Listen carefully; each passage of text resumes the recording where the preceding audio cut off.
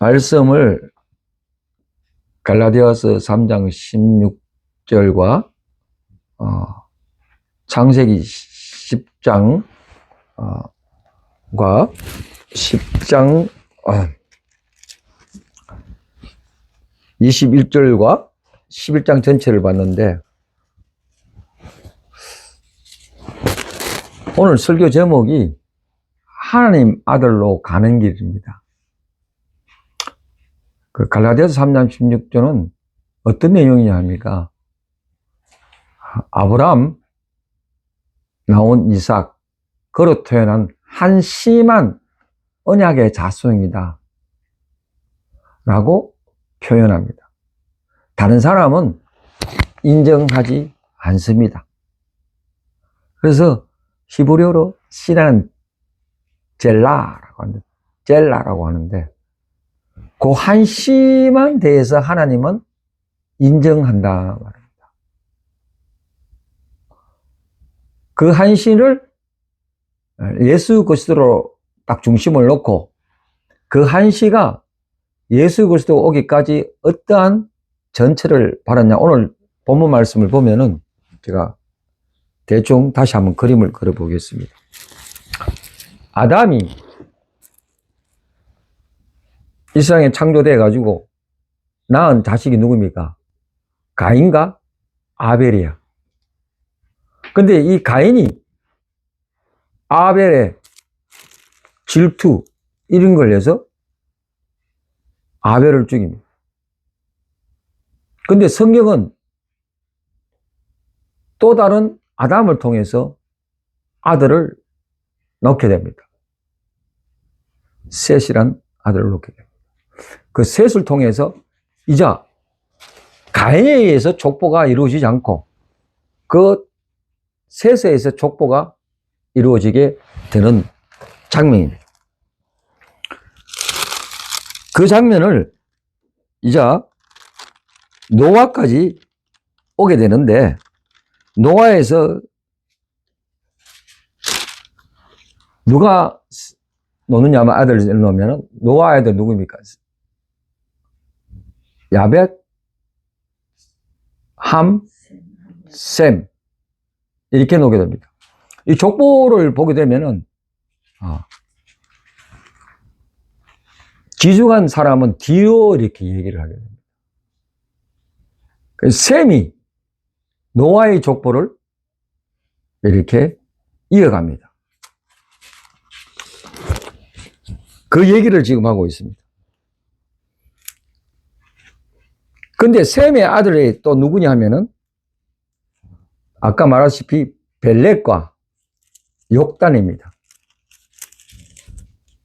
그 벨렉과 욕단이 이때 뭐가 있었냐면은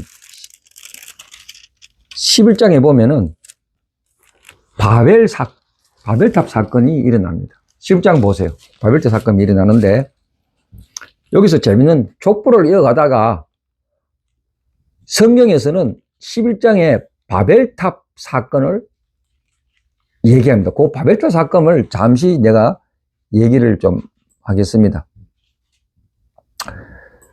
바벨탑 사건이 어떤 일이 있었냐면은 11장 1절 한번 보세요.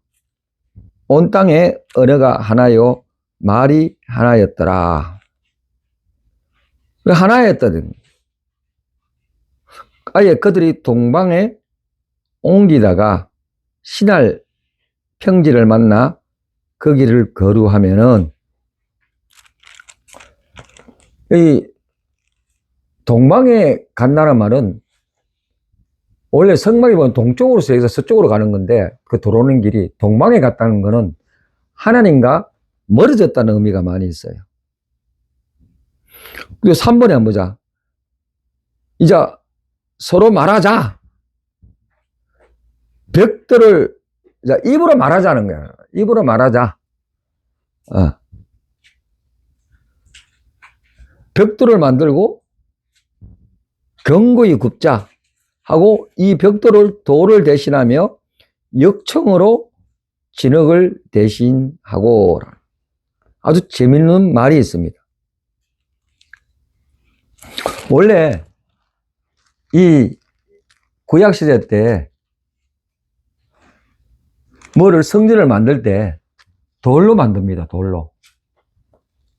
그 의미가 있습니다. 돌. 그런데 벽돌로 만들었다는 건 뭐냐? 사람이 가공해서 만들었다는 말이에요. 가공해서 만들었다. 여기 하나님이 성전을 만든 데는 이 당시에는 가공을 하면 안 됩니다. 정을 쪼도 안 돼. 그냥 돌로 이렇게 만들어야 돼요. 벽돌을 이 당시에 만들면은 안에는 하얗게 됩니다. 버석버석하게. 겉으로는 단단하게 보이는데 안에는 버석버석하게 하얗게 얼굴이 보입니다. 안과 밖이 다르게 보인다는 의미를 갖고 있습니다. 그리고 4절에 보면은 자, 또 말하되 자, 성읍과 탑을 건설하여 그 껍데기를 하늘에 닿게 하여 우리 이름을 내고 온 지면에 흩어짐을 면하자. 이거는 4절에 보면은 바벨탑이 옷에 말하면 한 9층, 10층 정도 돼요. 그리 높은 게 아니에요. 하늘 닿지 않는데 굉장히 상징적이에요.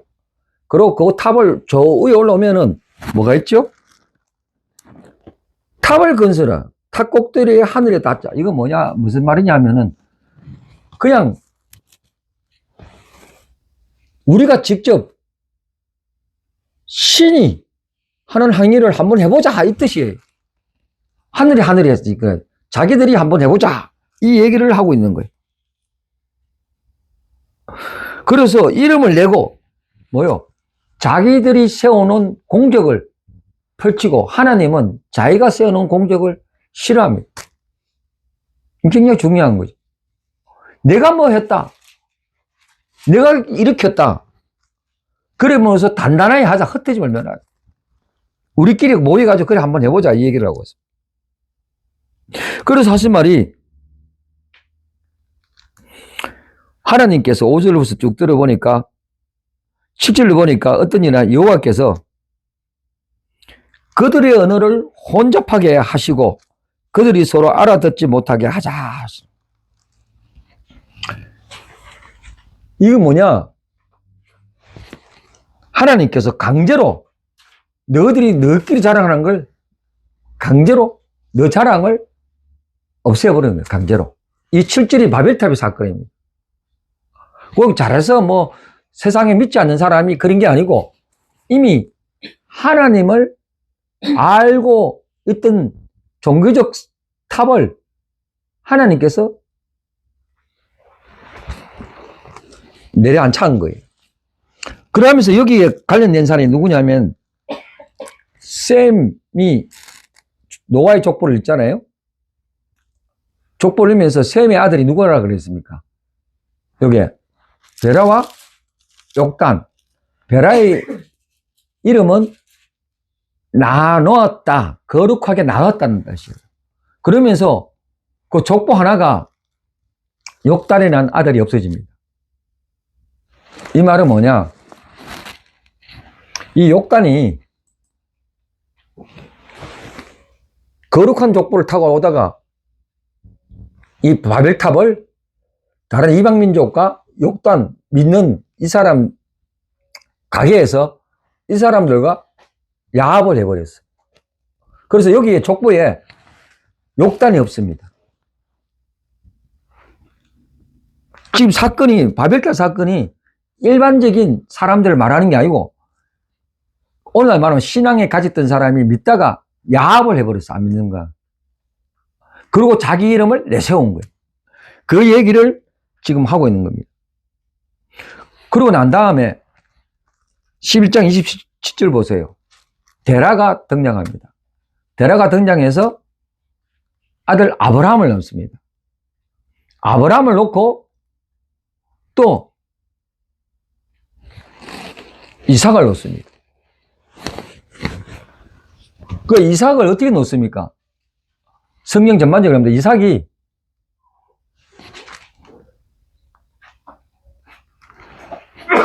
이 아브라함 사라가 아내가 불임이야, 불임.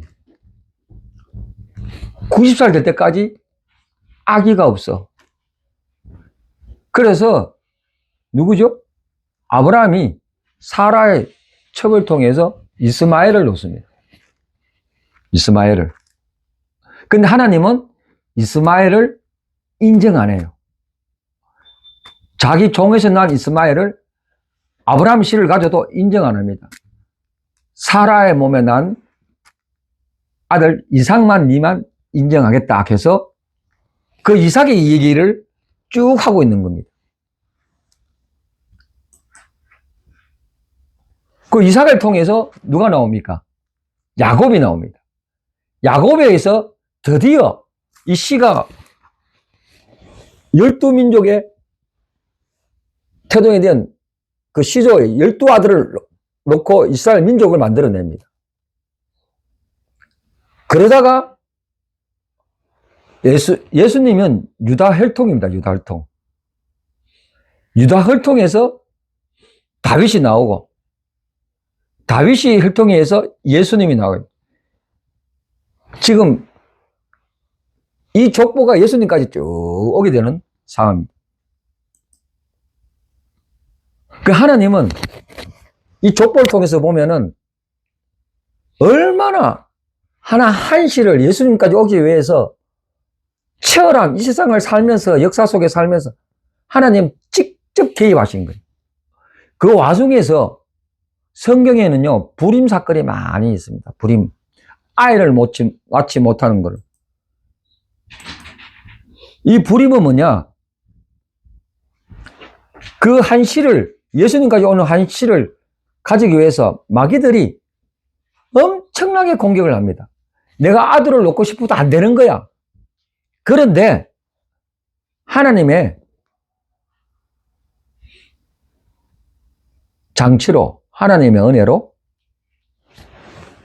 그 불임된 사람들을 하나님의 은혜로 90세에 의해 아기를 가집니까?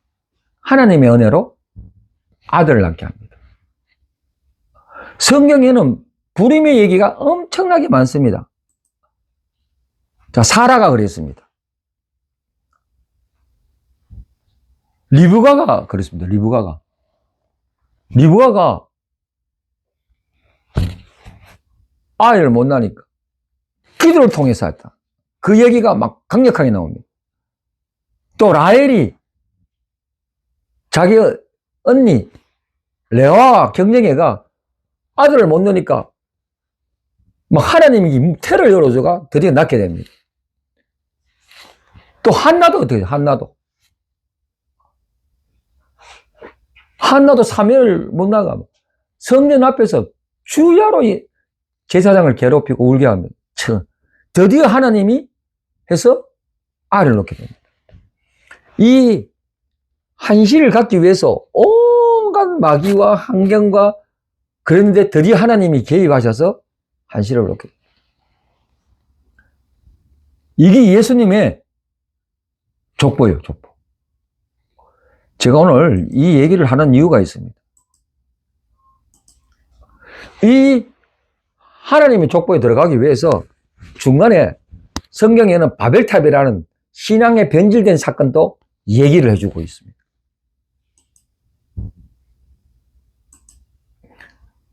그래서 하나님은 이 변질된 것을 인간이 엎으려는 것도 하나님이 강제적으로 해산하고 불임도 하나님 은혜로 다시 일으키게 만들고 이게 거룩한 씨를 품고 영혼을 소위 말한 언약의 씨를 놓게 하는 하나의 장면입니다. 그러면 이게 우리하고 무슨 상관이 있습니까? 성경에 보면 모든 사람의 이름이나 모든 사건이나 내가 이 현지에 살고 있지만 내 얘기야, 내 얘기. 내 역사야. 하나하나 다 들어오고 있어요.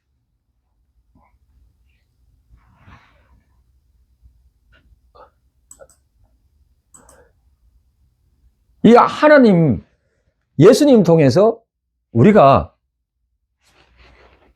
하나님 백성이라고 얘기하지 않고 예수님 우리 보고 양자의 영을 줘가지고 아들이라고 표현합니다.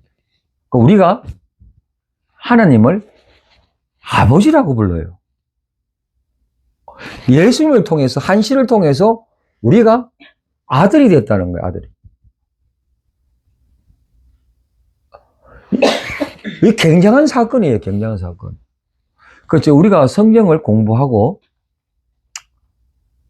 우리가 하나님 아들이라는 걸 느끼게 되면은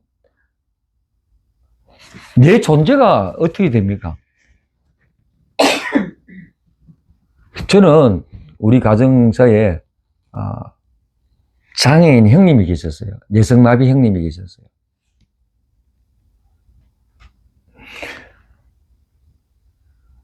근데 그 속에 하나님의 씨앗이 들어가, 말씀이 들어가가지고 하나님의 아들이라고 그러는 거야.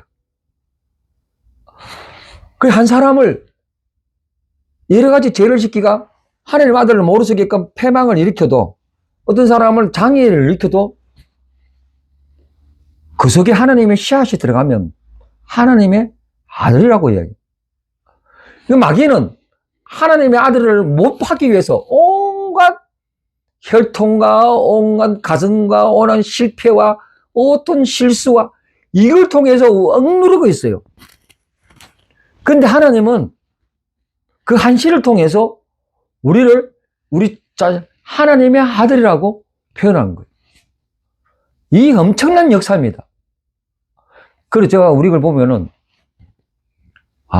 우리가 남을 함부로 판단해서도 안 되고, 남을 함부로 손가락질해서도 안 된다. 왜냐? 지금 저 사람이 힘들고 넘어져더라도, 장애인이라도 저 속에 하나님의 씨앗이 돼갖고 하나님의 형상이 들어갔구나.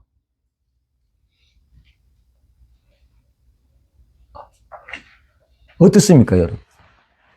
여러분 돌아와서 내가 정쟁터에서 뭐를 하든, 내가 감옥에 뭐가 있든, 실패를 하든, 좌절을 하든, 죄를 짓든, 내 안에 하나님을 믿었던 그 흔적이 들어가 있으면, 지금은 그 흔적, 그 씨앗이 여러 가지의 가시 등뿌리와 어디 돌밭에 모이려 서지만 그 속에 그거 있다는 걸 깨달으면 엄청난, 영혼부터 지금까지 살아갈 수 있는 엄청난 동기 씨앗이 있다는 건 놀라운 겁니다. 그래서 남을 뭐라 하기 전에 내 자신을 보라 이거예요. 이것이 얼마나 귀중한 건지 모릅니다. 우리 믿는 신앙이 이거 있는 거예요. 어느 날 한시에 육신이 아버지만 단조하는데 아니라 한계가 있어. 성경은 또 육신의 아버지를 때로는 마귀의 자식이라고 표현하는데, 왜? 하나님을 거역하는 사람은 마귀라고 또 얘기를 합니다. 무적행에 사는 사람이라고 얘기해요. 근데 하나님의 씨앗이 들어간 사람, 너도 하나님 아들이고 나도 하나님 아들이고 기쁨과 지위에 관계없다는 거예요. 이게 우리의 존재입니다. 그래서 낯선 나라, 낯선 땅에 와서 이민해서 힘들지만은 내 안에 말씀이 있으면은 성공하기 100%다. 100%다, 이거는.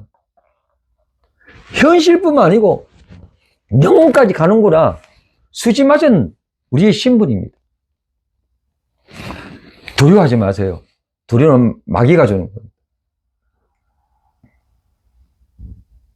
비난할 필요가 없습니다. 하나님 역사는 저와 여러분을 그 하나님 아들을 만들기 위해서 피 튀는 하나님의 열심이 있었어요. 피 튀는 전쟁이 있었어요. 여러분을 이끌기 위해서. 엄청난 일입니다. 자, 예수님께서 어떻게 오셨냐? 예수님 이 땅 오기 전에 먼저 저 하늘나라에 하나님과 함께 계신 나라에서 말씀으로 이 땅에 오신 겁니다. 육화됐어요. 육체의 몸을 갖고 말씀으로 계시다가 이 땅에 오셨어요. 그리고 그분 한마디 한마디로 자기가 삶을 살아가면서 그 말씀대로 삶을 이끌었어요. 이게 말씀이 육신이 되다. 영어로 말하면 인카네이션을 하는데 이게 굉장히 중요한 겁니다. 우리는 내가 하나님 아들이다. 존재, 비인이라는 이거를 굉장히 중요해서 얘기했는데 때가 되면은 내가 존재가 확인이 되면은 뭔가 하려고 그러잖아. 막 내가 뭐 한다면 좋습니다. 뭔가 비커밍 되는 거 좋습니다. 그러나 우리 믿는 자는 그거로 끝나는 게 아니고 예수님과 같이 말씀이 육신화되가 실제 삶을 살았잖아. 우리도 내 힘으로 살락하면 바벨탑이 되니까 그래 살지 말고 이 말씀이 씨앗이 됐잖아요. 말씀대로 예수님처럼 살아가는 게 인카네이팅, 진행이야. 인카네이션이. 그게 없으면은 우리의 기독교 생활은 뭐죠?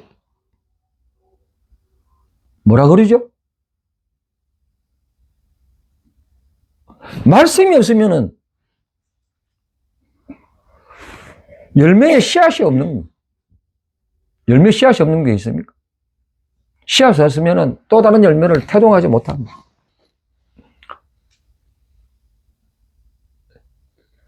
우리의 말씀이 실제화된다는 게 무슨 말이냐 하면은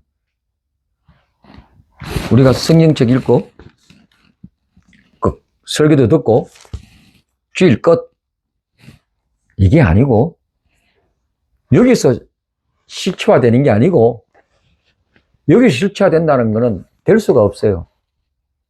너와 내 속에서 실체화되는 겁니다.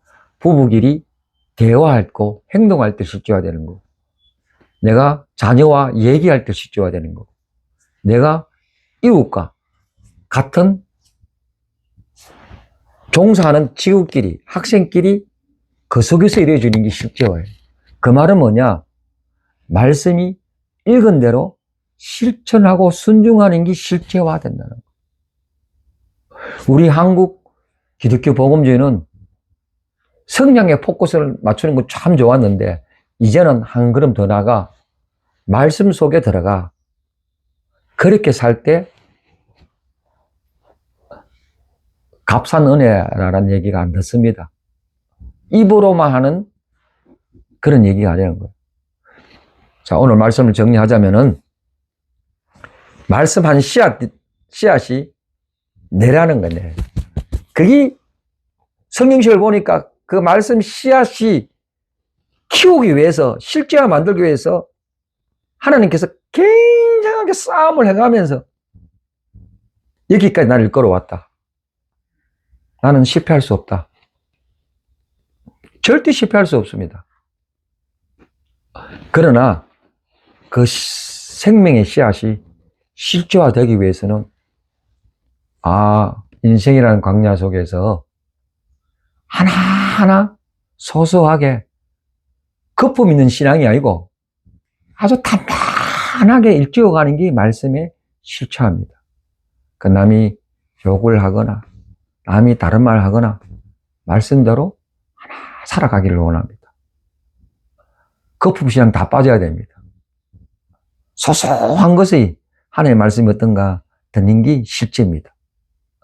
부품한 거 다 빠져야 됩니다. 오늘 말씀의 그 한시를 한번 돌아보는 시간이 됐으면 하겠습니다. 기도하겠습니다.